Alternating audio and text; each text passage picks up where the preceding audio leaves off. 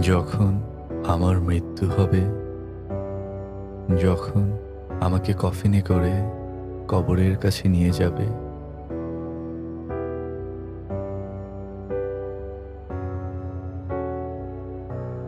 তুমি কখনোই ভেবো না আমি হারিয়ে যাচ্ছি এই পৃথিবী থেকে।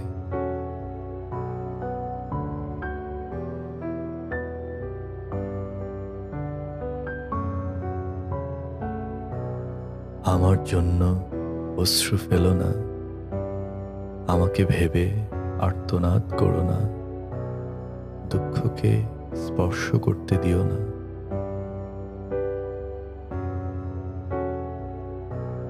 কারণ আমি অতল কোনো নরকে পড়ে যাচ্ছি না।